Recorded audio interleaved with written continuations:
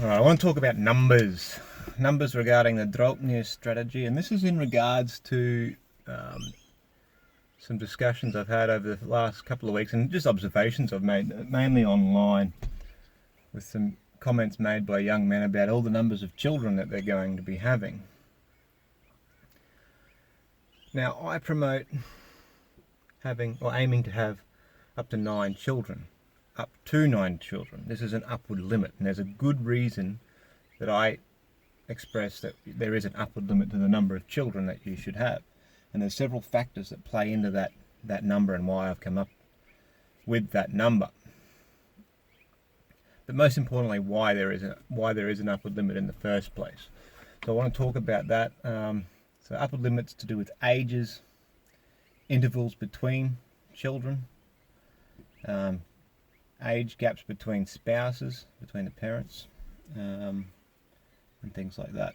So I'm just going to lay out the numbers that I stick with, the numbers that I'm working off. These are numbers that I consider ideals. Now there are some exceptions, of course, and not saying that if you do something outside of this, it's the end of the world or anything like that. These are ideals. Now, depending on how you stray from these numbers, the results may be more or less drastic or problematic. Now, straying in certain directions with some of these numbers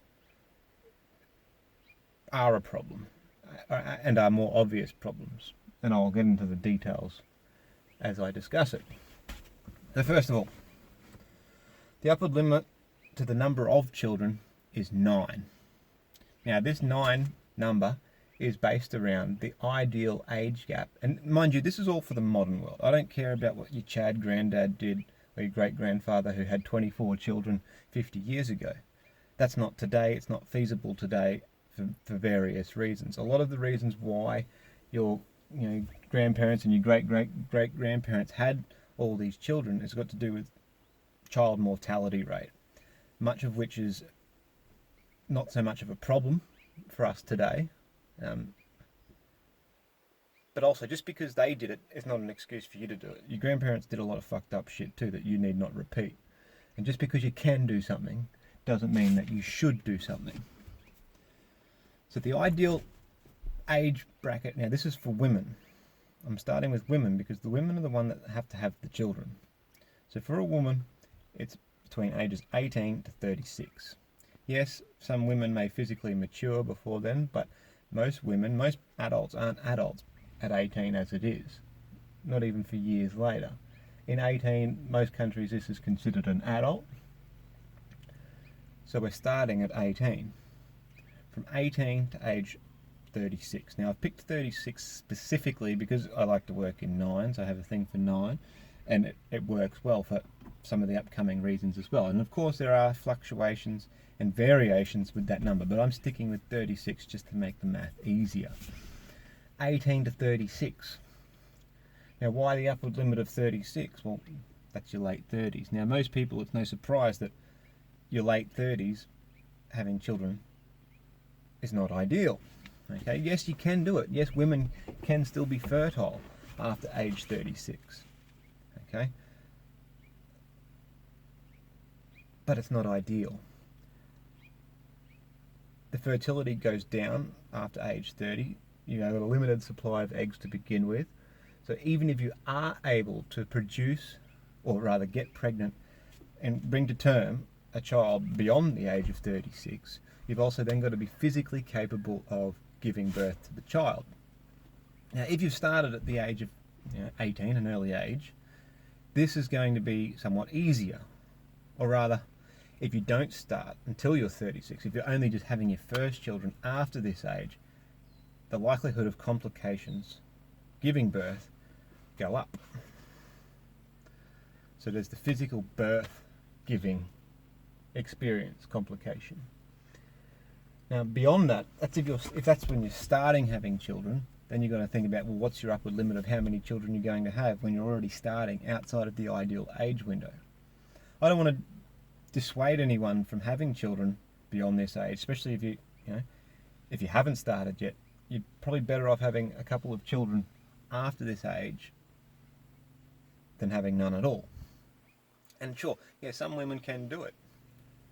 Okay, but not all women can do it. And just again, just because you can doesn't mean that you should. Now, it's not just about getting pregnant and bringing the child to term and giving birth to the child as well. There are other risks involved with having children beyond this age ideal for the mother and for the child. For example, with the child, the likelihood of Down syndrome increases drastically when you're having children after the age of 36. For the woman, there are other physical problems that can occur later in life, not just from the birth-giving experience, but from having to nurse and rear these children when she's in her 30s and her 40s. If you continue on beyond that, yes, it can be done, but doesn't mean it's ideal. Okay, so with this ideal 18-year age bracket in mind, what that leaves us with is the potential to have up to 9 children based on the idea of having them 2 years apart. Yes, you potentially could have a 10th one if you gave birth at age 18, but that's, let's give or take that year just to be on the safe side. So considering you have to allow for falling pregnant and then gestation period and giving birth, so 18 to 36 gives you 1 child every 2 years for 18 years equals 9 children. Now, some people might think they can have more than 9 children in that 18-year period. You might be able to, but just because you can doesn't mean you should. If you have children within 2 years of each other, the newest one is either taking from the previous child and what should be theirs as far as nurturing, breastfeeding, nursing goes. And yet, some women can keep up with that. Some women can breastfeed 2 children at a time, but just because you can doesn't mean you should. That's also more demand, physical demand on the mother. Now, more demand now means it's more hardship, which, yeah, you could look at it in a sense of training, hardening the woman up as far as conditioning her to have more children, yeah, but then you're also potentially sacrificing her well-being to have more children in the future. So if you want to look after the mother of your children, don't work her too hard, so to speak. So you ideally want to have a 2-year age gap between children as a minimum for the nurturing side of things. So in order for you to have more than 9 children, you've either got to breach the age ideals, or you've got to break the interval ideals. Now, there is a way around that which some smart-ass young men might think they've already won about, probably coming from a single man who's never had a girlfriend. Oh, we'll take the polygamy pill, so you're going to have more than one wife. Now, theoretically, yeah, that's a way to do it. You could physically do it. But how's it going to work socially? How's the household going to function with multiple women? Now, I don't condone this at all. I entertain the idea just from a numbers point of view. But then you've got to think about things like, how are the children going to interact with each other? Who is going to be considered the true children? As far as being, the heir or the heirs to your whatever you have, if you have anything to offer them. If you have 2 women at the same time, are they going to be competing for each other? Are they going to be contending with each other? Potentially, you might kind of be going double or nothing, trying to have more than you should and end up with less than you deserve, or exactly what you deserve maybe. Maybe there's some extenuating circumstances. Maybe you have several children with one woman, she dies, and the idea of remarriage. Well, then you don't have the polygamy thing to go. You've got the remarriage thing to play with. Well, that's a possibility, but again, you've got the conflicting ideas of who the true children are when you have your new wife. Is your new wife really going to care for your existing children like they're her own? So these are things to consider. Now, when it comes to the men and the men's age limit, again, we start at 18 for the same reasons. Sure, you can physically create children younger than 18, but that doesn't mean that you should. Now, as far as men goes, there is the upward limit. It's older, okay, and in my opinion, it's 45. Again, it's a multiple of 9 to make it easy. Now, why 45? Well, men are fertile for longer than women. Not much longer, but long enough, like a significant period of time longer.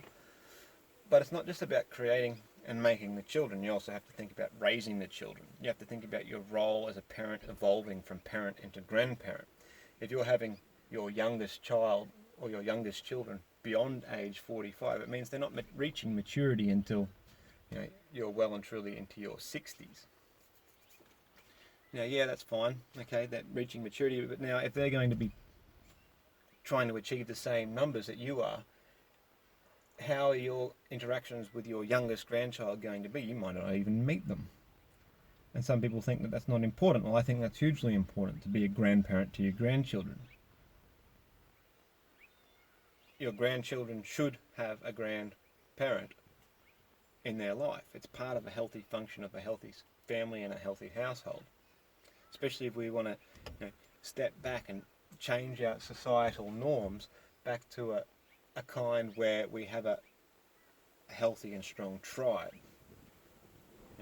You want to have elders present, and like true elders, which are grandparents and great-grandparents even, if we're lucky enough to have them. So for men it's 45. Now, what we have here is an 18-year window of opportunity for the women, and we have a 27-year window of opportunity for men. Now, how do these two windows interact with each other? Now, this is when we start to deal with things like the age gap between partners. Now, personally, I'm going to stick with 9. Personally, I think anything more than 9 years apart is getting to be perverted. Now, some good points have been mentioned by some guys. They had the concern about, not being prepared enough yet to provide for their children and their wife and their family at age 18. So, they might not start having children until they're in that second group of 9 years, at 27 to 36, or 27 thereafter. So, there's that to consider, and this is a good point. Now, but this is something that also played on my mind and prevented me from having more children. I didn't start having children until my late 20s because of this idea that I wasn't prepared enough. Now, mentally I was prepared. I've wanted children since I was quite young. But this idea that I wasn't ready financially and materialistically, I didn't have enough to provide for them, kept me from starting a family. So what that means is, yeah, I learned a lot along the way, but I probably could have had 4 more children already. But it is what it is. Now, I can't take that back. I can only pay forward with what my experience is. Now, what the realization and the epiphany that I had before I then started having children was realizing that if you wait for the perfect opportunity and the perfect time and the ideal environment to have your children, you're never going to have children, because that will never come. Yeah, sure, you might have a better situation and a better situation, but you're always going, if you're thinking that way already, you're always going to think that you can get a better situation before you start. Like, look at the beginning of the Idiocracy movie. It's a good example. Okay, not to say that those people were good people, but that's the mentality that prevents the intelligent people from having the children. So there's that. But now, as far as the age gap goes, yeah, there can be an age gap, of course. And part of the reason why I'm probably going to be limited with my numbers is because I'm more or less the same age as my wife. We are the same age, so it means we both started, in our later 20s. Now, as far as the age gap goes, yeah, we've got men 18 to 45, women 18 to 36. So how can this overlap interact? Now, personally, like I said, I think 9 years or more is beginning to be a bit perverted. Having said that, my grandfather was 12 years older than my grandmother. But again, having said that, I always thought that was pretty weird. I mean, my grandmother was 21 when my grandfather was 33. And I'd call that on the boundaries of awkward. But having said that as well, they only had 4 children. So my grandfather stopped having children by the time they had them within 10 years. So he was, yeah, within that 45-year age bracket. He survived to be a great-grandparent. He didn't get to meet he met some of his great-grandchildren, but none of my children, unfortunately. But that's something else altogether. But he was there for me when I needed him, which was good because he mentored me as a grandparent, which is good. So, up to 18 years, maybe. But see, once you get to that point, the way I look at it now, it's getting to be pretty fucking weird, because if you've got an 18-year age gap, it means that the girl's young enough, or you're old enough to be her father. And as far as I'm concerned, that's perverted. Anything more than 18 years is perverted. Now, yeah, they talk about as you get older, the age gap can get broader, and that's of course true. So if I say within 9 years is an ideal, of course an 18-year-old and a 9-year-old is fucking disgusting. So then when you get a little bit older, we're talking a 27-year-old man with an 18-year-old woman. I think that's acceptable. A 36-year-old man with an 18-year-old woman, I think that's the absolute limit as far as the age gap should go. An older man, older than 36 with an 18-year-old, I think is pretty fucking perverted. Not only that, it's unfair on the woman. How many kids are you going to have before you hit that 45 number? It's restricting to her. She could probably do better. And then if you go the other way, if you're a 36-year-old man with a woman less than 18, you're a fucking pervert and a pedophile. So that's where I stand on that. Upward limits of children, check. Upward limits of age gap, check. Child frequencies, check. I think I've covered everything I wanted to cover regarding the numbers. This is a longer video than I would have liked, but it's a big nip, and I've fucking breached the upward limit to my video length by 8 minutes, getting into the 18-minute video bracket. I like to keep them under 9 minutes. So I think that's all I have to say about that. There's probably more. There's definitely more, but I don't know if I'm going to get it done in the next 40 seconds. One thing I will say about people who think that there's no upward limit to the number of children that you should have, something you need to consider in this modern world today is that what was considered normal for people who were poor, 50 or so years ago, would be considered child abuse today. So yeah, you think you might be able to cope and handle, and yes, you may be able to handle having 20 odd children, but are you going to be interfered with by the authorities that seek to oppress you for having, what they might call child abuse as an excuse to take your children away from you?